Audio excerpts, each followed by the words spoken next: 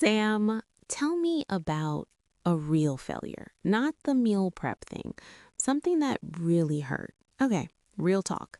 6 months into my business, I landed what I thought was my dream client, a $5,000 project, more money than I'd ever made at once. I was so excited, I told everyone. I even told my kids we'd go to Disneyland with the money. What happened? I delivered the work. They said they'd pay in 30 days. Day 30 came, nothing. Day 45, nothing. Day 60, I finally got the courage to follow up. They said the work wasn't what they expected and refused to pay.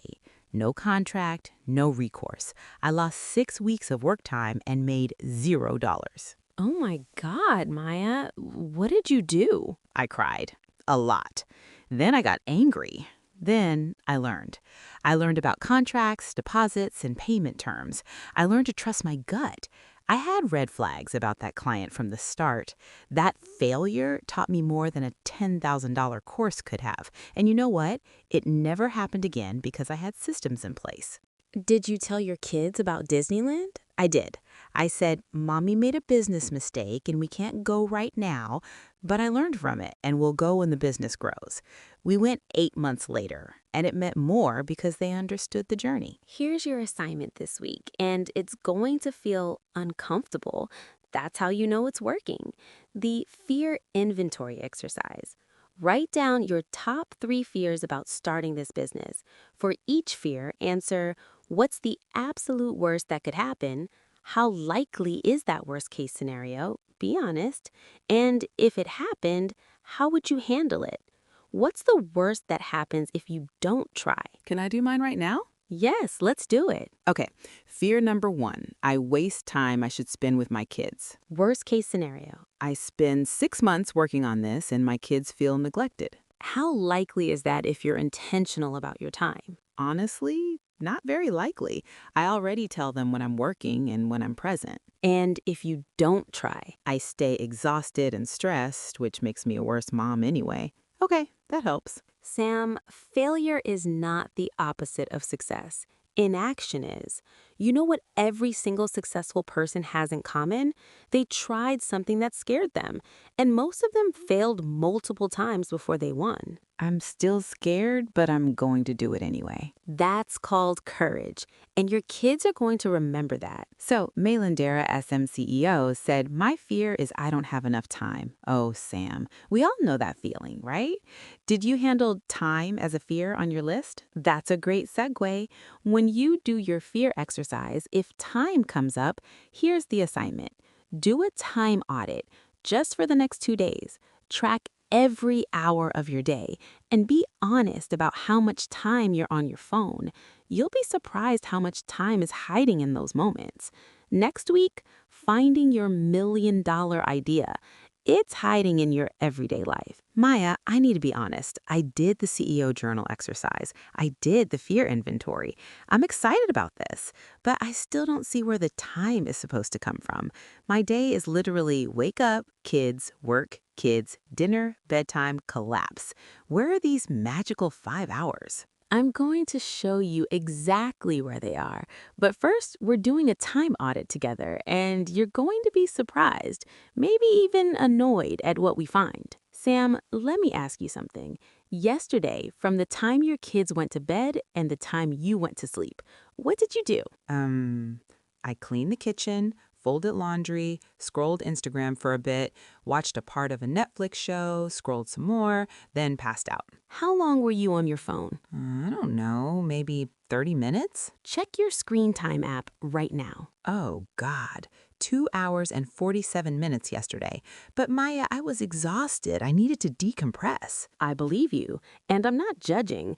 I was exactly the same. But here's the question. After those 2 hours and 47 minutes of scrolling, did you feel recharged, or did you feel more tired and vaguely guilty? More tired. Exactly. Because scrolling isn't rest, it's numbing. There's a difference. Real rest recharges you. Numbing just passes time. And here's what I discovered. When I replaced 1 hour of scrolling with 1 hour of business building, I actually felt less exhausted because I was making progress, and progress gives you energy. The time audit reality. Most single moms tell me they have zero spare time.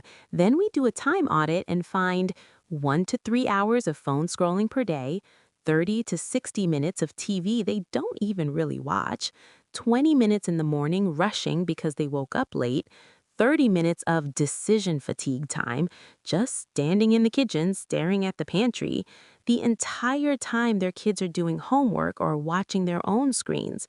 That's not judgment, that's reality. And it's not about being lazy, it's about being so exhausted that you default to the path of least resistance. Here's how to find 5 to 7 hours per week without sacrificing sleep, kid time, or your sanity.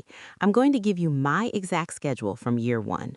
The weekly breakdown is Monday through Friday, 5:30 to 6, 30 minutes times 5 days a week is 2.5 hours per week. Wake up before the kids. Maya's routine is literally just one focused task. Monday, content creation. Tuesday, client outreach. Wednesday, admin. Thursday, learning. Friday, planning next week. Sam, but I'm not a morning person.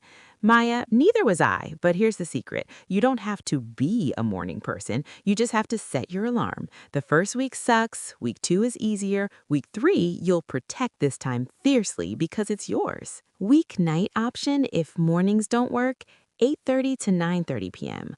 1 hour times 3 nights a week. After kids are in bed, trade Netflix episode 2 for business hour. Keep one scroll phone call night for decompression. Weekend, Saturday or Sunday, 2 hour block while kids are occupied, during their screen time, play date, or with their dad or grandparents. Maya, I batched all my content creation in this 2 hour block. 4 social posts, 1 email, 1 piece of content, done for the week. Total 5 to 7 hours per week without sacrificing actual family time or sleep. Now, let me tell you where not to steal time from because I made all these mistakes. Don't steal from sleep.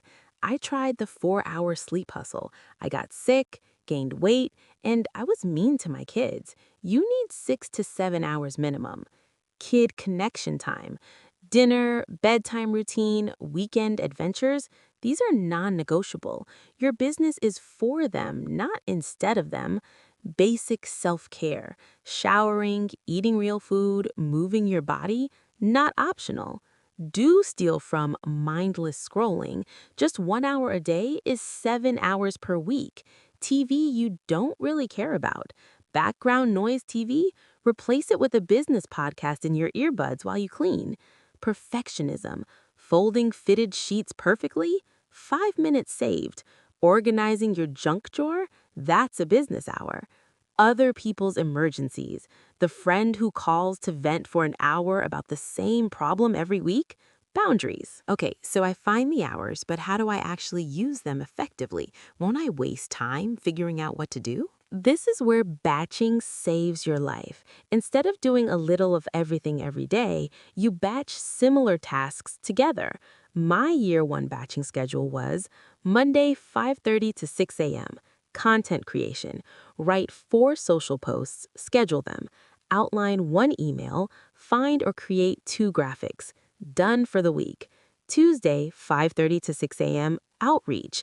Message 5 potential clients. Follow up with 3 warm leads. Engage with 10 accounts in my niche. Wednesday 5:30 to 6 a.m. Client delivery. Work on active projects. Respond to client messages. Thursday, 5:30 to 6 a.m., learning. Watch 1 tutorial, read 1 article about my niche, take 1 course lesson. Friday, 5:30 to 6 a.m., admin and planning. Review the week, plan next week, update tracking spreadsheet, invoicing. Saturday, 10 a.m. to 12 p.m., deep work. Whatever needs focused attention, usually client work or product creation. When you batch, you don't waste mental energy switching tasks. You're in content mode or outreach mode. It's so much more efficient.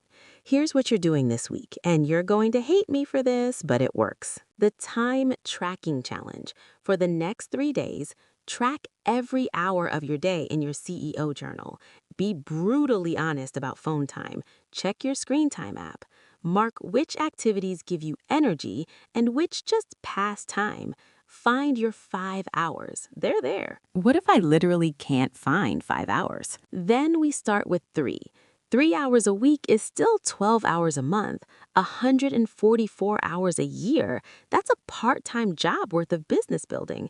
But I'm telling you, you'll find 5.